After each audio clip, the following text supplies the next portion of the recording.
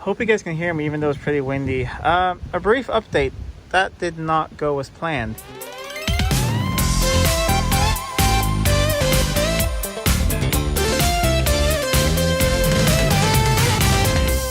Welcome back to Living with a Classic, and as you saw from that brief little intro, things don't always go to plan. The plan was to get the car behind me, that 1977 Jaguar XJ12, back on the road after it's been sitting for about a year.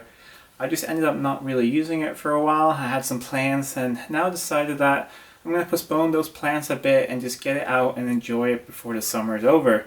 So I just wanted to go through the car, do some small service items, take it for a test drive, and if everything felt fine, go and get it inspected. However, things did not go to plan, and that happens sometimes. And you know, on this channel I don't only show the good things, but I show when things don't go to plan as well, because that's life, living with a classic. Things go wrong, and it's a lot more fun to show both when things go wrong and not only show when things go really well, because that's not real life. Things happen and things go wrong. This video is a little bit longer than my usual ones. It's just portions of video cut together from a couple days of working on this thing and getting it going and going through it. So I hope you guys will enjoy it anyways. And if you're new to my channel, I hope you stick around and consider subscribing. I put new videos every week on some Jaguar and classic car related content, like this 1977 Jaguar XJ12. Like I mentioned in the intro, I haven't really used this car for about a year, and I do feel a little bit guilty about that, but there are a few reasons. One, of course, is the coronavirus. I've been working from home, I don't really drive anywhere, there are no car shows or anything, so I haven't really gotten around to using it because I've been using the XJ6 and the Daimler, and I'm not really used to yet having multiple cars like I have at the moment. It's pretty new for me. So this thing's just really been sitting. I've been starting it up every now and then and just sort of driving it around the small roads around the farm. It's not on the road at the moment. It needs to be inspected just to make sure everything keeps moving, the brakes and all that. So there should be no issues really with it. However, it does need an oil change. It's been a while ago, so oil and filter change. I thought I would change out the fuel filter as well, because I've had that one on there since I put the car back on the road more than 5 years ago or so. So I want to just replace that. Of course, I have a new one. I want to open up the old one if I can. See, I think it's pretty thick, but let me see if I can cut that open carefully and just have a look inside and see how dirty it is inside. Sort of see the condition of the fuel tanks in this car, because I don't really know. They do look pretty fine when you see. I don't know if you can see on the camera. I might have to grab a flashlight, but if you, yeah, I'll grab a flashlight later. We'll have a look at that. But when you look inside them, you can't really see any rot or rust or anything, so I think they're fine. But we'll have a look inside that filter. So that's the first thing. Set up the camera and we'll have a look inside that filter. So here's where the filter is located. It's held in place with a clamp here. This was missing when I bought the car, so there was no filter on this car when it was sitting, so I had to make up this clamp. So it's just basically a copy of an original clamp I made out of stainless steel, but I just have a little bolt here that holds it on. And of course, since I'll be dealing with fuel and I'll probably have some spills, I have made sure that the garage door is open, so I have a lot of ventilation. And I've also, I've actually removed the battery from this car, but otherwise just disconnect the battery. So we'll start by loosening up this clamp here. And then I'm going to clamp off the fuel hoses. I'm expecting most of the fuel to come out of the rail. It was a long time ago since this car ran, so there's probably nothing left in the fuel lines, but there might be some left in the rail that might pour back. So we'll disconnect it like that, remove the clamp, and set up just a little container here to put the filter in.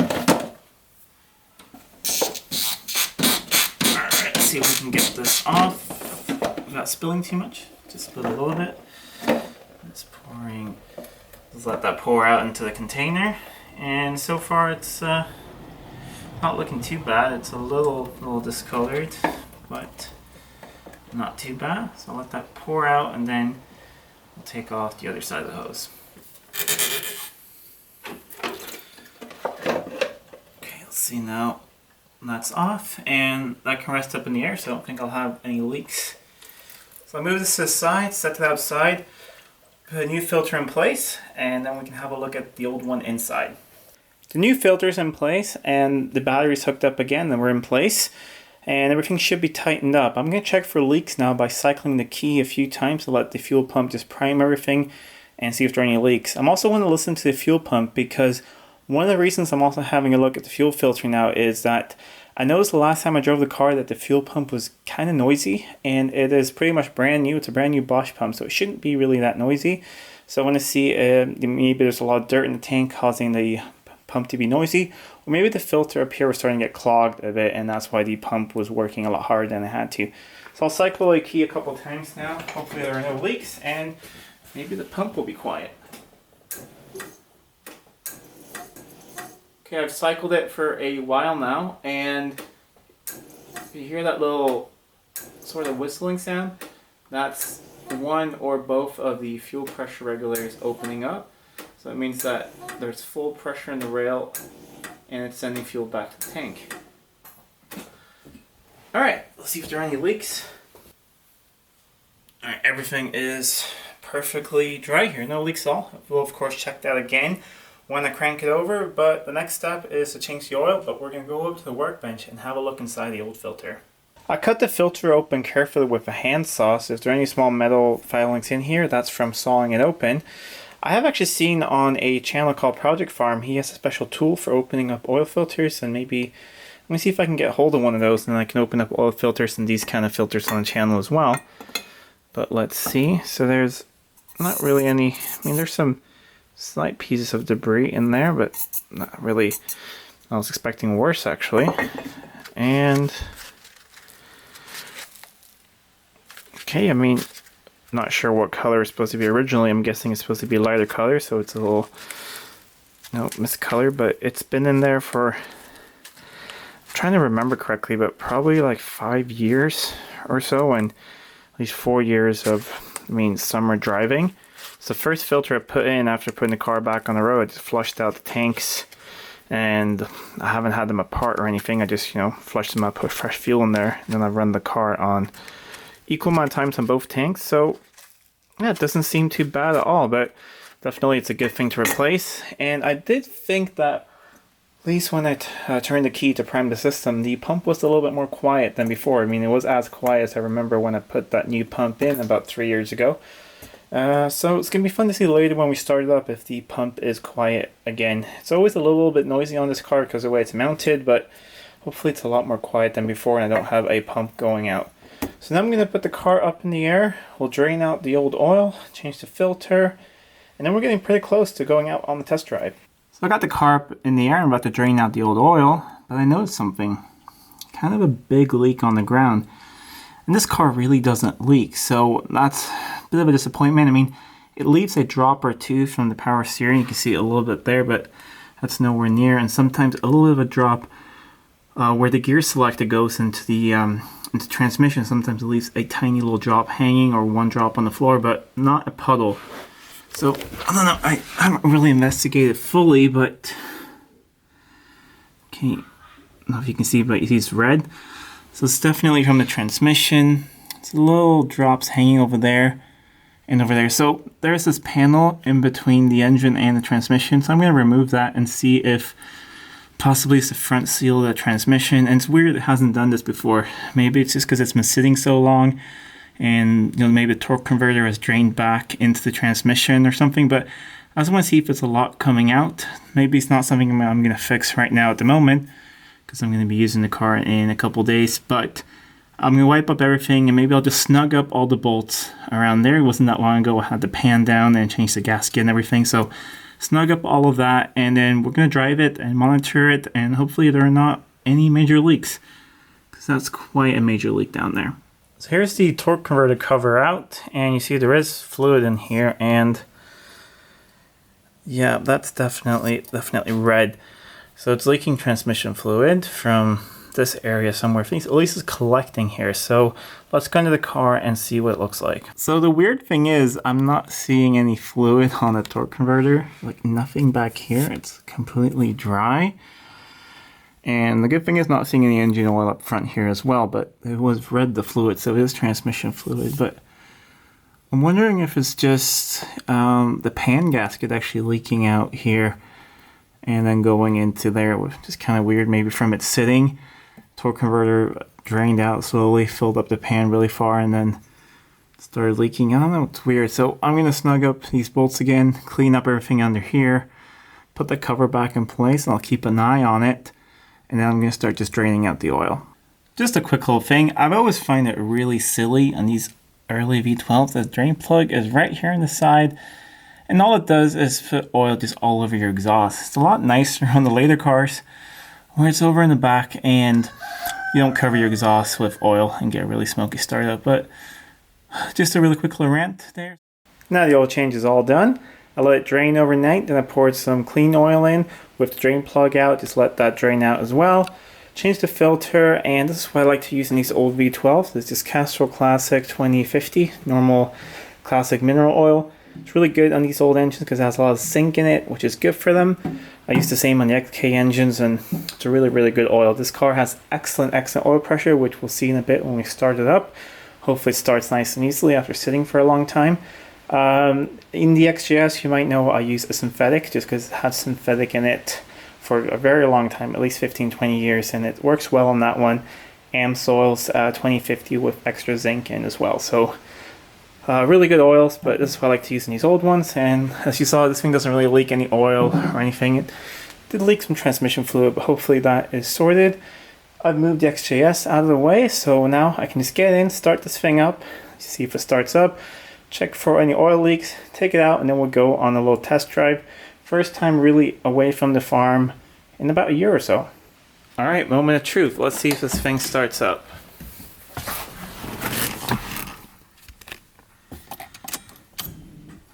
Prime the fuel system a few times.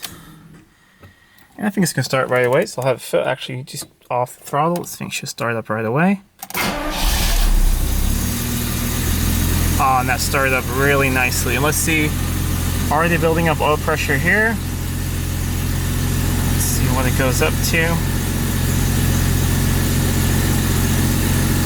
I mean, these gauges are kind of slow to react just the way they're designed, but it's at 60 so far and still climbing, so it's probably go up a little bit above 60 now when it's cold. Charging system is starting to come up here. I mean, all these gauges are kind of slow. We got a quarter tank of fuel, it's cold, and I had this issue last time I drove as well. The tag wasn't really working. Then I tapped it and it worked, and then on the way home it quit working altogether, so it hasn't magically fixed itself. Tag is still broken, but that doesn't stop me from driving it. We can have a look at that later. So I'm just going to pull this thing out now, but before that, let's go out and check for any leaks. Seems to be running really well. No fuel leaks. And no drips or anything. That's just the old leak over there. And nothing fresh on the ground. So let's go out for a drive.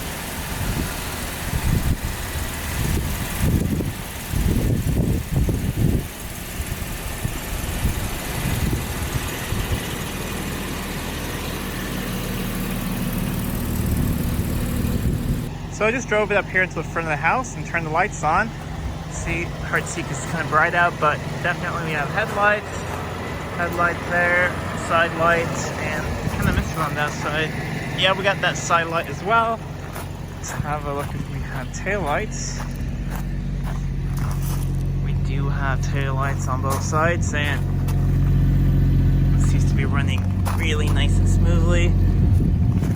Just gotta check that we have indicators. It's ticking away. Left. And left there as well. Let's see if we have right.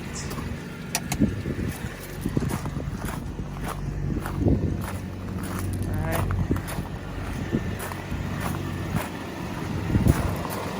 And right as well.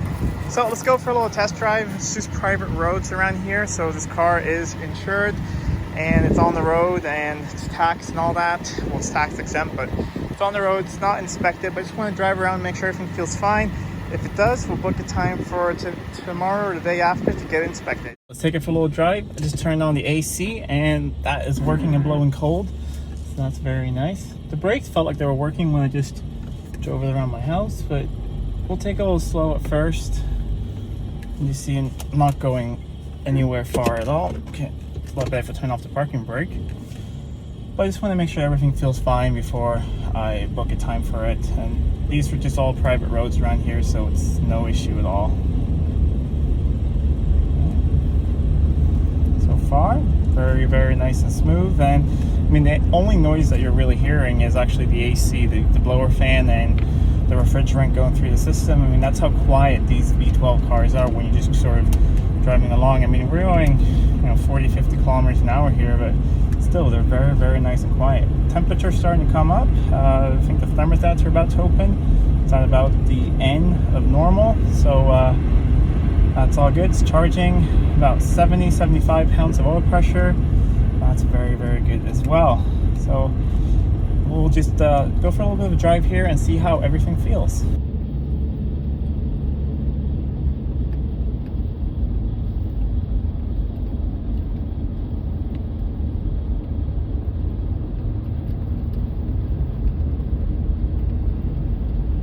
I've been driving for about 10 minutes now and everything is up to temperature. I mean, of course the oil's not fully warm yet. This thing does need a good long drive, but can't really do that with it not being inspected. But it feels really good. Let's see, we're in third gear now. Let's see if it kicks down. Yeah, that kicks down very nicely. I'm gonna check the transmission level when I get back and keep an eye on that leak. Hopefully the leak just stops with some use, and I might have to top off the level a little bit, but it seems to be running really nicely. It seems to be happy to be back on the road again, and I will feel a little bit guilty about not using it, but I'm going to change that. The only thing I sort of feel I need to do before heading off to the inspection is check the tire pressure. I think they're a little bit low on the front because it does sort of feel like that.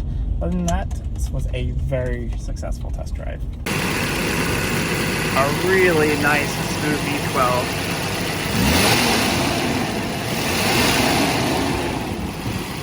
Running very well.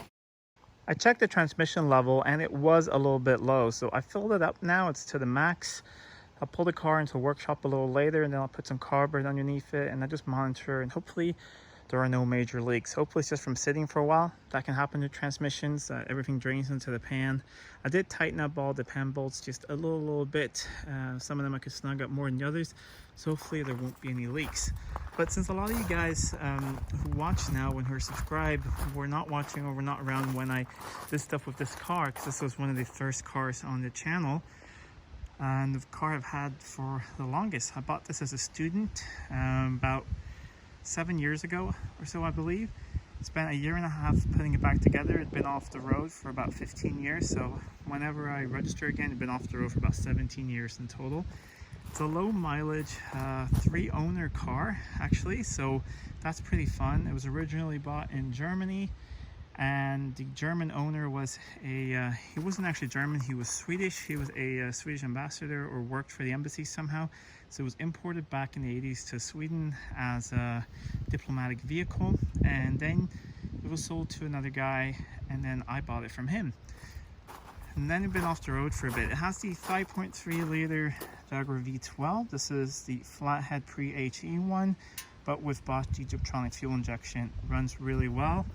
Only thing not original under here is I've upgraded the AC to fan there. Cools very nicely, and done some ignition upgrades, but otherwise everything is pretty much stock underneath here. Of course, all the hoses and belts and everything is new. A lot of gaskets. Been a lot of cleaning, a lot of work to get it to look like this. It's definitely not a show car or anything, but I think it's very presentable.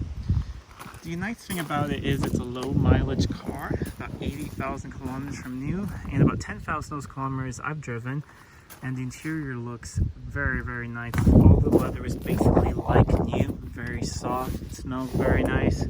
The only thing that puts the interior or lets the interior down is the crack in the lacquer here. It's not all the way into the veneer, I've checked. So that's something I'm going to do sometime in the future. Just take the dash out and fix that up. It is starting to have a tiny bit of a sagging headliner, but that's not bad for a 1977. And there goes the hood. It's quite windy today. Original 1977 headliner in that condition.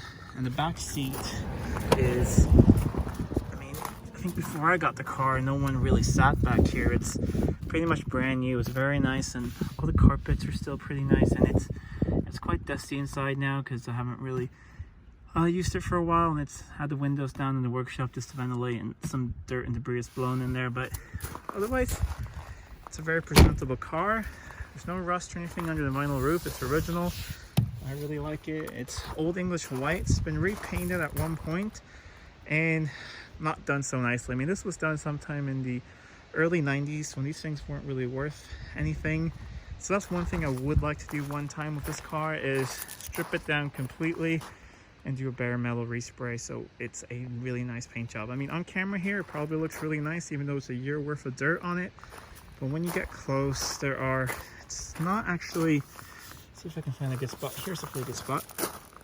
I've been in contact with a few paint shops. You see all these bubbles here? It's not rust. We sanded through a few of them. I had a look. It is so back in the 90s, apparently it was pretty new to use spray filler as the last thing before you put the primer on. And if they use the incorrect primer, it can react with the filler, the spray, thin spray like epoxy filler beneath. And it doesn't do it immediately. It takes 10 or 15 years before it happens. So that's what all these little blisters are all over the car. So thankfully, it doesn't appear to be rust. It just appears to be, yeah, the paint reacting, which doesn't really, it's not that bad. The car looks really nice from about this far away, but when you get closer, it could be a lot nicer. And also, someone has at some point replaced the rear arches, and I mean, the metalwork is fine. It's just, it's a little bit wavy. So I don't know, maybe re-replace them or just take them off and yeah, do a better job with the final filler or lead loading or something. And otherwise, all the chrome is really nice. I do have a different set of wheels for these I usually have on. Usually have a set of polished Kent alloys for these, but they're off at the moment. I'm gonna restore them and then move the tires from these onto those, but that's something I'll do sometime this winter. Just a quick look at this car, and once it's all back on the road again, we'll go on a longer test drive and you guys can experience what it's like to drive a V12 saloon from the 70s. Hope you guys can hear me even though it's pretty windy. A brief update, that did not go as planned. So I noticed that tank, the right tank, was pretty much empty, so I grabbed some fuel out of a jerry can, just put in 5 liters, and I could immediately, smell fuel. And I was looking at here, and yep, it was dripping in the workshop, so I just rolled the car out here. I'm gonna put a drain pan under it and collect this. So that's a little bit of disappointment. I guess it is not going to be back on the road at the moment, but we're going to have a look at the fuel system. I mean, all the hoses are pretty much new from about 3 years ago and everything, so I'm not really sure what's leaking, but I guess that will have to be for another video. I don't know what's going on. I seem to be having really bad luck with my Series 2 XJs at the moment. First the XJ6 with the blown head gasket, and now a fuel leak here on the XJ12.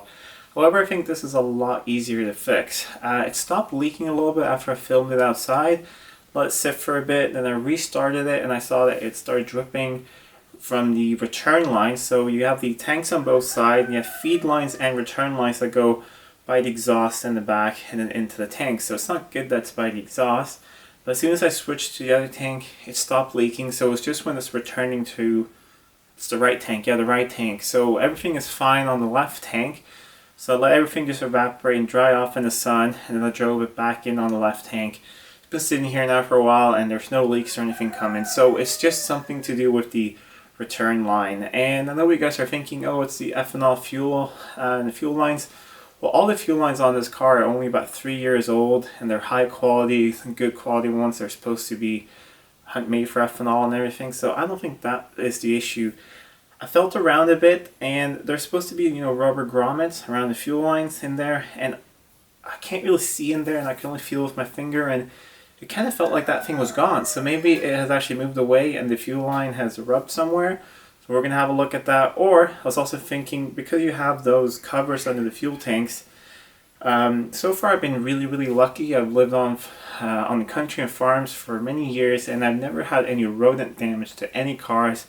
I'm really careful with, mouse traps, and we have cats. And however, I mean, that would make a really nice little mouse home right under there. So maybe a little mouse has gotten in there, or some type of rodent, and shoot off the fuel line. I don't know, I haven't seen any trace of it, but we're gonna have to find out in a future video where I remove the undersides of those tanks and see what happened.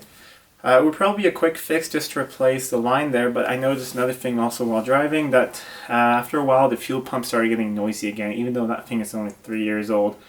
I don't really know why, because it's a high quality Bosch pump. It shouldn't be noisy.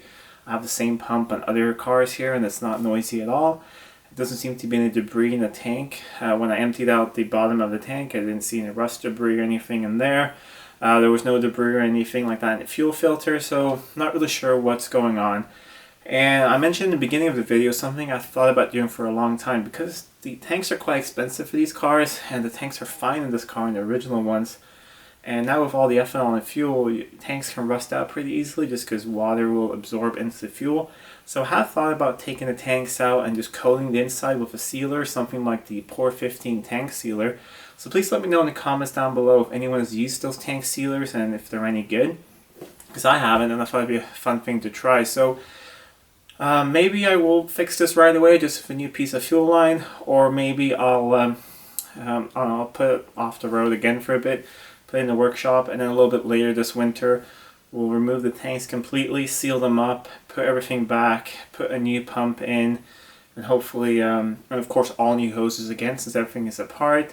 You can rust proof a little bit there around the tanks, and then hopefully everything will be good and I can get this thing back on the road then again. So I haven't really decided about that. I think I'll whip off one of the covers and see what the fuel leak is all about, and then I'll make up my mind then. But please let me know in the comments down below if you guys have used any of those tank sealers with any success, and if there's any particular brand that you found good. I've looked at a few, but a lot of people seem to use the Por 15 one, which I've heard good things about. But please let me know in the comments down below. Anyways, if you like this video, please give it a thumbs up, share it with your friends. If you're not already subscribed, please subscribe to the channel. It really helps out a lot.